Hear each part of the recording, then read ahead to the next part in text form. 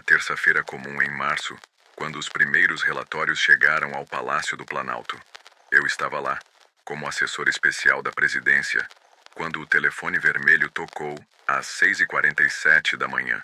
Do outro lado da linha, o diretor da Anvisa trazia notícias que mudariam o destino da humanidade. Senhor presidente, temos uma situação sem precedentes. O patógeno havia sido detectado simultaneamente em 5 estados brasileiros.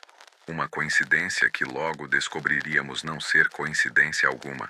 As primeiras vítimas apresentavam sintomas bizarros: agressividade extrema, perda total da racionalidade e uma sede insaciável por violência. O que mais assustava não era apenas o comportamento, mas a velocidade com que se espalhava entre populações vulneráveis. Lembro-me perfeitamente do momento em que o presidente convocou uma reunião de emergência. Ali estavam os ministros da Saúde, Defesa, Justiça e os principais epidemiologistas do país.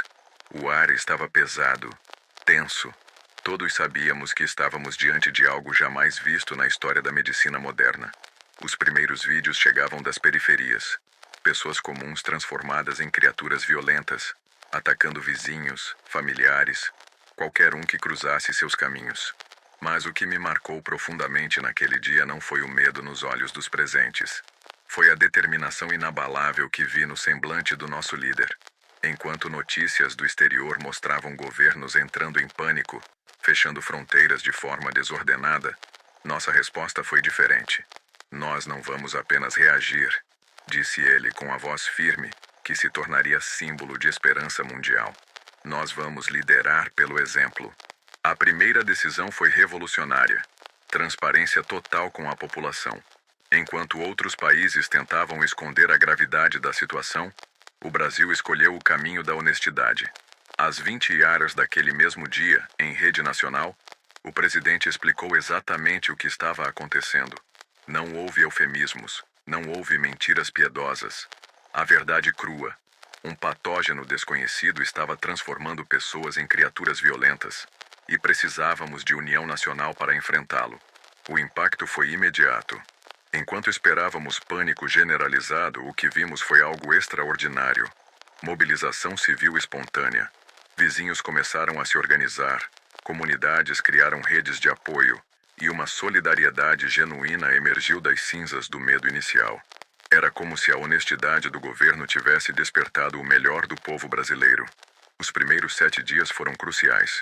Enquanto assistíamos aos noticiários internacionais mostrando o caos se instalando em grandes metrópoles mundiais, Nova York, Londres, Paris, o Brasil implementava algo que logo seria chamado pelos especialistas de Protocolo Brasília, uma estratégia de contenção baseada não apenas na ciência, mas na compreensão profunda da alma brasileira.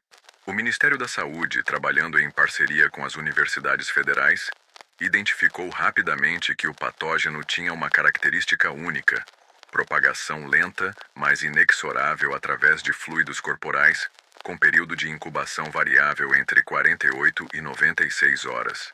Isso nos dava uma janela de oportunidade que outros países não souberam aproveitar. Enquanto eles implementavam lockdowns rígidos e militarizados, nós optamos pelo que chamamos de isolamento inteligente e humanizado. A estratégia era genial em sua simplicidade.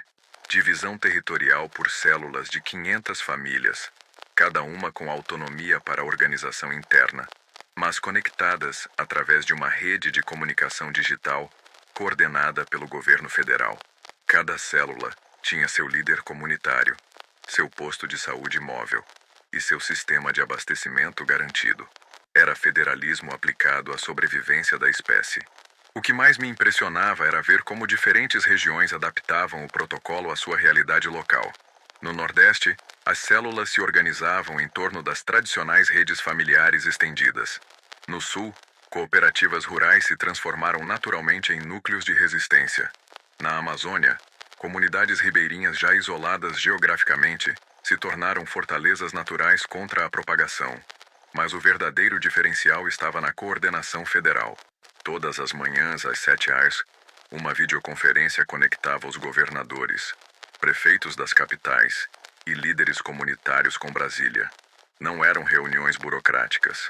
Eram conselhos de guerra, onde cada decisão era tomada coletivamente, cada recurso distribuído segundo necessidade real, cada vida considerada preciosa.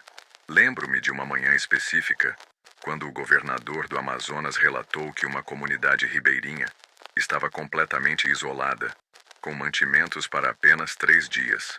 Em menos de 2 horas, um avião da FAB decolava com suprimentos, medicamentos e uma equipe médica especializada. Zero burocracia, zero hesitação. A emergência havia transformado nossa tradicional lentidão administrativa em eficiência militar. O mundo começou a tomar nota quando os números falaram por si. Enquanto a mortalidade global por infecção atingia 34% na terceira semana, o Brasil mantinha impressionantes 3,7%. Não era sorte. Era organização, transparência e algo que os analistas internacionais demoraram para compreender: confiança mútua entre governo e povo. A quarta semana marcou o momento em que o milagre brasileiro ganhou reconhecimento internacional. Correspondentes estrangeiros que conseguiram autorização para entrar no país encontraram uma realidade que desafiava todas as expectativas. Ordem em meio ao caos global. Esperança onde deveria haver desespero. Eu acompanhei pessoalmente a visita de uma equipe da BBC ao que eles chamaram de Célula Modelo de São Paulo, um bairro de classe média que havia se transformado numa pequena república autossuficiente. O que eles viram os deixou perplexos. Ruas limpas e organizadas, crianças brincando em pátios seguros, idosos sendo cuidados com carinho, e uma atmosfera de cooperação que parecia impossível numa situação de crise. A líder da célula, Dona Maria Conceição, ex-diretora de escola aposentada, explicou com simplicidade desconcertante: quando o governo nos disse a verdade e pediu nossa ajuda, decidimos que não íamos deixar nossa comunidade morrer. Simples assim. Ela mostrou aos jornalistas como funcionava o sistema: revezamento de vigílias, distribuição equitativa de alimentos, aulas online para as crianças e até mesmo sessões de terapia em grupo para lidar com o trauma coletivo. O que mais impressionava os observadores externos era a ausência de autoritarismo. Não havia soldados patrulhando as ruas. Não havia toque de recolher imposto pela força. O isolamento era mantido pela consciência coletiva de que cada vida dependia da responsabilidade de todos. Quando alguém violava os protocolos de segurança, não era punido. Era acolhido e reeducado pela própria comunidade. Mas nem tudo eram flores. A quinta semana trouxe nosso maior teste: um surto descontrolado numa favela do Rio de Janeiro, onde o vírus se espalhou rapidamente devido à densidade populacional.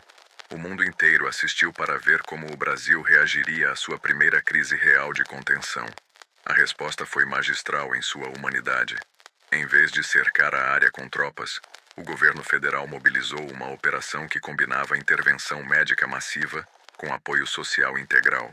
Médicos, psicólogos, assistentes sociais e voluntários entraram na comunidade não como invasores, mas como parceiros na luta pela sobrevivência. Em 72 horas, o que poderia ter se tornado uma catástrofe humanitária se transformou num novo exemplo de contenção eficaz. A taxa de propagação caiu drasticamente, não apenas pelos tratamentos médicos, mas porque a confiança da população no governo permitiu colaboração total com os protocolos de isolamento. Foi nesse momento que recebi a ligação mais surreal da minha carreira: o secretário-geral da ONU pedindo para falar diretamente com o presidente brasileiro. "Vocês descobriram algo que nós perdemos", disse ele. "Como fazer um governo funcionar quando tudo está desmoronando?" A transformação da percepção internacional sobre o Brasil aconteceu de forma dramática e irreversível durante a sexta semana da crise. Enquanto potências mundiais enfrentavam colapso de seus sistemas de saúde, revoltas populares e divisões políticas internas, nosso país emergia como o único lugar do planeta onde a contenção do patógeno estava sendo verdadeiramente bem-sucedida. Lembro-me exatamente do momento em que tudo mudou. Era uma sexta-feira, e eu estava na sala de situação do palácio quando chegaram simultaneamente 3 solicitações extraordinárias. O presidente francês pedindo ajuda para implementar o Protocolo Brasília em Paris. O primeiro-ministro britânico solicitando o envio de especialistas brasileiros para Londres. E mais surpreendente ainda, uma delegação chinesa pedindo autorização para estudar nosso modelo de governança em crise. O presidente reuniu seu gabinete de crise naquela mesma noite. A pergunta que pairava no ar era simples, mas carregada de responsabilidade histórica. Como podemos ajudar o mundo sem comprometer nossa própria segurança? A resposta veio na forma do que seria conhecido como a doutrina da solidariedade responsável. Em primeiro lugar, compartilhamento total do conhecimento científico. Todas as pesquisas sobre o patógeno, todos os protocolos de tratamento, todas as estratégias de contenção foram disponibilizadas gratuitamente para qualquer país que solicitasse. Não houve patentes, não houve segredos comerciais. A humanidade estava em jogo. E o Brasil escolheu liderar pelo exemplo da generosidade intelectual. Em segundo lugar, missões humanitárias estratégicas. Equipes brasileiras foram enviadas para países em colapso, não para impor nossa solução, mas para adaptar nossos métodos às realidades locais. Vi médicos brasileiros trabalhando nas favelas de Mumbai, aplicando técnicas de mobilização comunitária que haviam aprendido no Complexo do Alemão. Vi engenheiros da nossa defesa civil ensinando franceses a organizar células de sobrevivência nos subúrbios de Marsella. O que mais me orgulhava era ver como nossos valores se espalhavam junto com nossas técnicas. Países que tradicionalmente resolviam crises através da força começaram a experimentar métodos baseados em diálogo, transparência e cooperação. A jeitinho brasileiro, nossa capacidade de encontrar soluções criativas e humanas para problemas complexos se tornou modelo de governança mundial. Mas o momento que definiu nossa liderança global aconteceu na 7ª semana, quando um surto massivo atingiu simultaneamente Nova York e Los Angeles. O governo americano, que havia criticado nossos métodos como excessivamente permissivos, fez um pedido oficial de intervenção humanitária brasileira em solo americano. A Operação Braços Abertos foi a maior mobilização internacional da história do Brasil. Em 48 horas, 3,000 profissionais brasileiros estavam trabalhando nas 2 cidades americanas, implementando nosso modelo de contenção adaptado à realidade urbana americana. O resultado foi espetacular. Redução de 67% na taxa de propagação em apenas 10 dias.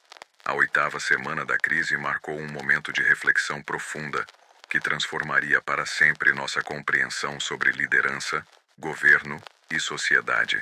Eu estava presente na reunião que mudou tudo. Uma videoconferência histórica com líderes de 47 países, solicitando orientação sobre como implementar o modelo brasileiro de gestão de crise. O que vi naquela tela me emocionou profundamente. Presidentes, primeiros ministros, reis e rainhas. Pessoas que durante décadas exerceram poder sobre centenas de milhões de vidas, pedindo humildemente para aprender com um país que muitos deles haviam subestimado. A ironia não passou despercebida. O Brasil, historicamente visto como o país do futuro que nunca chegava, estava liderando o presente da humanidade. Mas o verdadeiro momento de transformação aconteceu quando o presidente brasileiro fez algo absolutamente revolucionário. Em vez de aproveitar politicamente a situação, ele propôs a criação da Aliança Global de Sobrevivência Humanizada, uma rede internacional onde cada país contribuiria com suas melhores práticas, mas todos seguiriam os princípios fundamentais que haviam funcionado no Brasil: transparência total, cooperação genuína e valorização de cada vida humana. A proposta foi unânime. Pela primeira vez na história moderna, diferentes sistemas políticos, democracias, monarquias, repúblicas federais concordaram em adotar um conjunto comum de valores para enfrentar a crise. O Brasil não havia conquistado o mundo pela força ou pela riqueza, mas pela demonstração prática de que governar com humanidade era possível. Durante esses dias intensos, tive a oportunidade de acompanhar visitas de campo com delegações internacionais. Levei o embaixador alemão para conhecer uma célula de contenção no interior de Minas Gerais. Ele esperava encontrar uma operação militar rígida, mas descobriu uma comunidade rural auto-organizada, onde crianças ainda frequentavam aulas online. Idosos eram cuidados pelos vizinhos. e até mesmo suspeitos de infecção eram tratados com dignidade e esperança. Como vocês conseguem manter a ordem sem impor medo? Perguntou o diplomata genuinamente perplexo. A resposta veio de seu João, um agricultor de 67 anos que liderava a célula local. Porque aqui ninguém é descartável, doutor. Quando você trata as pessoas como gente, elas se comportam como gente. Essa frase simples resumia o segredo do milagre brasileiro. Não tratávamos a crise como uma guerra contra a população, mas como um desafio coletivo que só poderia ser superado se cada pessoa se sentisse valorizada, respeitada e necessária. Enquanto outros países implementavam medidas punitivas, nós investíamos em medidas construtivas. O resultado estava nos números. Taxa de mortalidade brasileira, 94% menor que a média mundial, taxa de propagação controlada, e algo que os epidemiologistas internacionais demoraram para aceitar: zero casos de violência civil relacionados às medidas de contenção. Hoje, 6 meses após o início da crise, posso afirmar com certeza que o mundo nunca mais será o mesmo.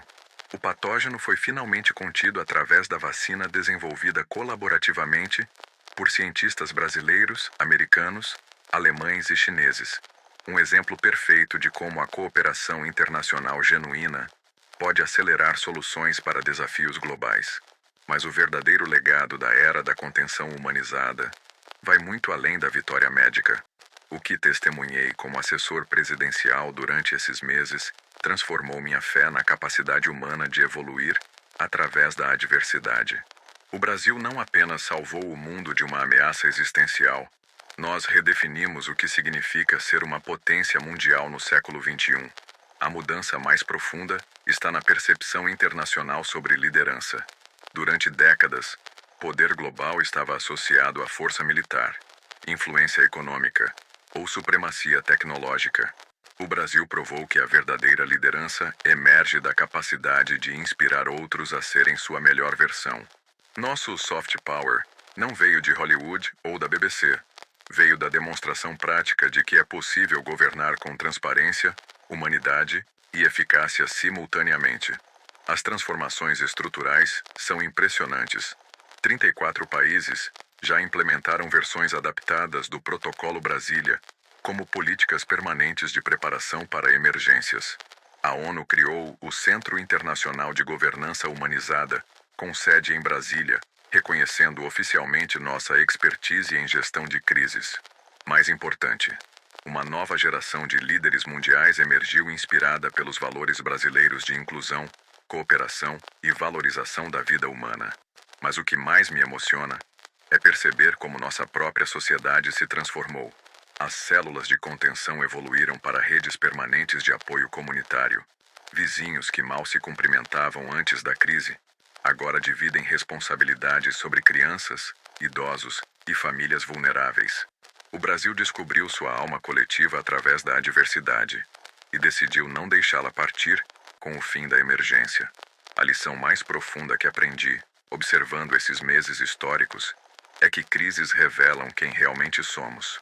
Enquanto alguns países responderam com medo, autoritarismo e divisão, o Brasil escolheu responder com coragem, humanidade e união. Não foi uma escolha fácil. Foi uma escolha consciente de que tipo de nação queríamos ser quando tudo estava em jogo. Hoje, quando diplomatas internacionais falam sobre o milagre brasileiro, eles não se referem apenas ao controle da pandemia zumbi.